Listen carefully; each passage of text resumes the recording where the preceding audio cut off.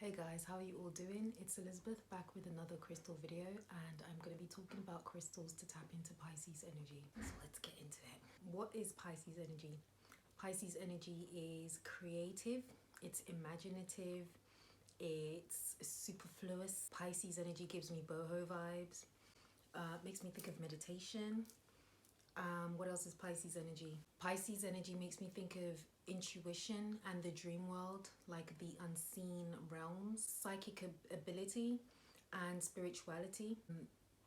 I think of it as being really empathic, the ability to have a lot of compassion and EQ. It makes me think of illusions, the intangible, things that you can't quite put your finger on. And magic. Pisces energy makes me think of magic, but not like hocus pocus magic. It makes me think of the magic of the world, the way how like everything is like like how a tree starts off as a tiny seed and then you plant it in the ground and it grows to be like this huge massive thing, and then it gives more seeds, and then so magical things about the earth like that. Maybe that was a bad example, but you know, just the magic of the synchronicity of our world that we live in and everything, the unseen, the unconscious, like basically, you know, that realm where everything is created before it actually becomes like a real thing. Chameleons as well. The animal that it makes me think of is chameleons, because like with chameleons they kind of just blend into the background of where they are, and I think Pisces energy just have that chameleon kind of vibe to it where it's limitless, so it kind of it's a mutable water sign. I forgot to mention that. Damn. Yeah, so chameleons, and the way they can change their colors to blend in with whatever background or whatever setting they're at makes me think of Pisces energy and just its mutability and its ability to be kind of everything and nothing at the same time. Which kind of makes me think about the symbol for Pisces, which is the two fish swimming in opposite directions, but they're attached. So that kind of falls into that Pisces archetype of just limitlessness. The think of like the infinity symbol, like everything and nothing, and just a continuous continuum, if that makes sense. So you know how like everything is created in our mind's eye before it then comes into being in the physical 3D world. I feel like Pisces to me makes me think of that realm, that that potential, that kind of that place where you create things before they actually become a tangible object or concept or whatever it is. So yes, Pisces makes me think of that kind of imaginative world of ours that we have, and also the collective consciousness as well. It is the last sign of the zodiac. Why might you want to tap into Pisces energy? Well, Pisces energy is basically for the creatives, the artists, the actors, you know, the musicians, any time, the writers, you know, anytime you're trying to create something like literally out of nowhere, out of the ether, and bring it into being. You know, music is like composed and arranged, but it's not something that's tangible. It's something that we create on that plane of hearing, like things that we can't actually physically touch.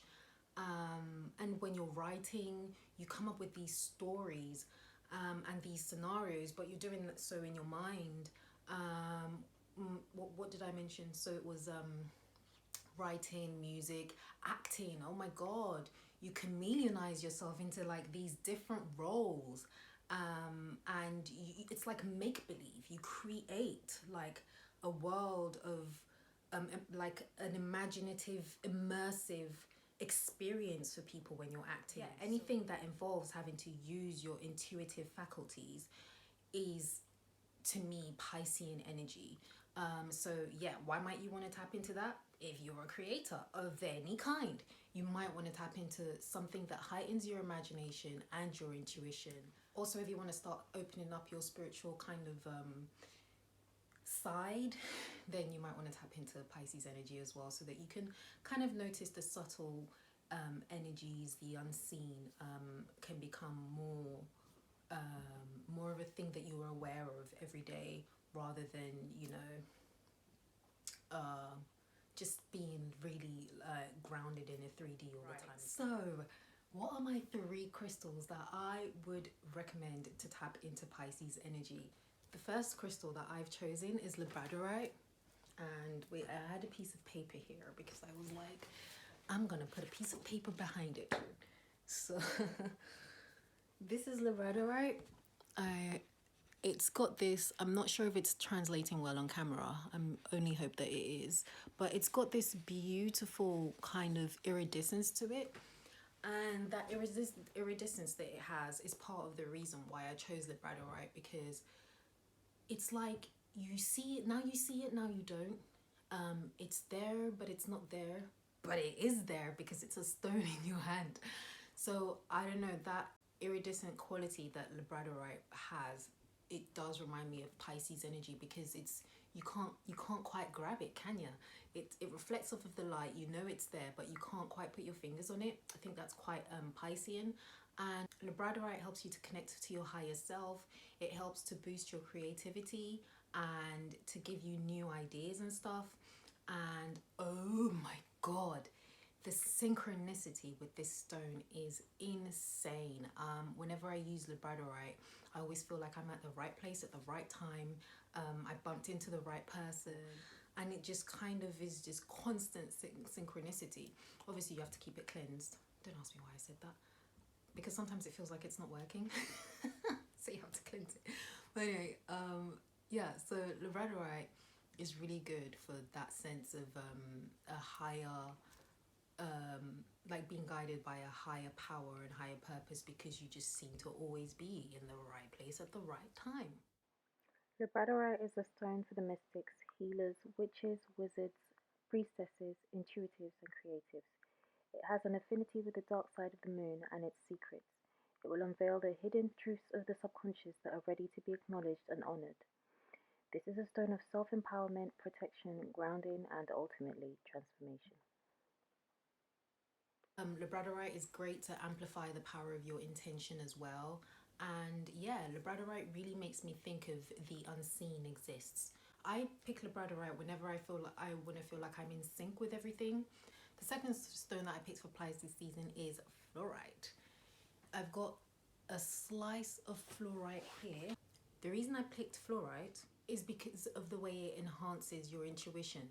Now, although Fluorite enhances your intuition, it doesn't give you that spaced out effect. There is also like some structure to it, where you feel like your intuition is sharpened, however you don't feel lost. There is still a sense of like, yeah, I know exactly what I'm doing here, I'm grounded, and everything feels like organized. Fluorite can support you in acting on your inspirations and epiphanies with consideration, allowing you to integrate new information strategically instead of acting impulsively. Fluorite is good for getting your thoughts in order and cutting through like confusion or anything like that. Fluorite is great for group cohesion. So fluorite is also good for psychic protection. And the other thing that fluorite can do is it can help you to marry your subconscious with your conscious mind. I mean, so like you can bring abstract ideas more easily into being with fluorite, because it just kind of helps you to figure out how to do it, how to get it done. So yeah, I really like fluorite, and I chose fluorite because although it does have that intuitive, really Piscean energy to it, it's really like well structured. It doesn't feel as maybe as woo as maybe Labradorite or the next stone that I'm going to talk about. So fluorite is my second choice for crystals to tap into Pisces energy. Now, when I'm talking about energies, just as a little side note, I'm not talking about like the star sign or someone with the sun placed in Pisces, which is like the star sign of Pisces. What I'm talking about is the archetype of Pisces energy and what that embodies and stuff. So my final stone that I've chosen for tapping into Pisces energy is Probably the one you've been waiting for. Like, you've been thinking, when is she going to say amethyst? So, amethyst.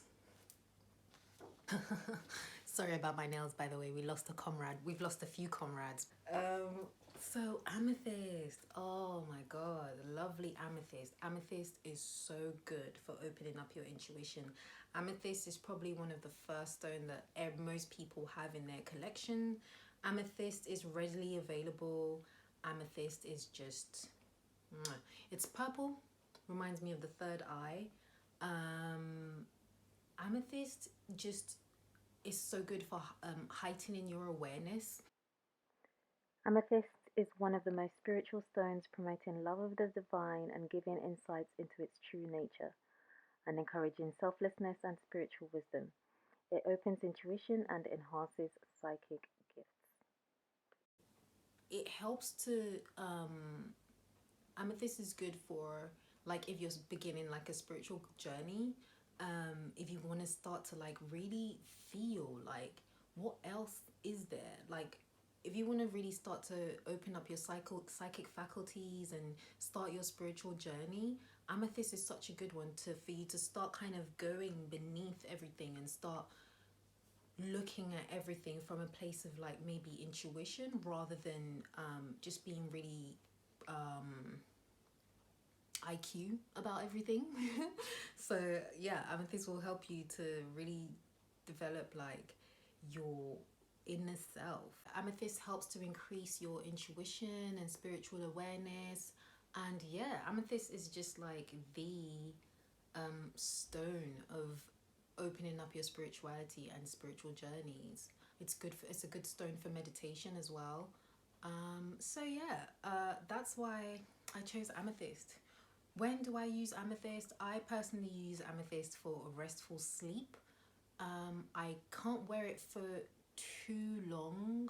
I've had periods where I've not been able to work with amethyst at all because it's actually been a bit too strong for me, even though I know it's like a super common crystal. But yeah, I don't tend to wear amethyst for too long when I do use amethyst, and I will use it if like I need to get work done that's a bit more intuitive, or if I need to have a restful sleep. That's when I will reach for amethyst. So those are my 3 stones that I would recommend to tap into Pisces energy. I hope you get to try some of them. Oh my god, non-essential shops are opening on the 12th. Get yourself to a crystal shop. So yeah, I hope you get to try some of these and have a go at increasing your intuition, because that's mostly what all these stones do. So yeah, I hope you enjoyed that video. Next video will be Aries, the first sign of the zodiac. I'm looking forward to that, and I will make sure that it gets out actually before the Aries new moon. Seriously. But anyway, thank you for watching this video. Totally enjoyed it. Look out for the Aries video next, and I look forward to catching up with you when I do that one. Bye.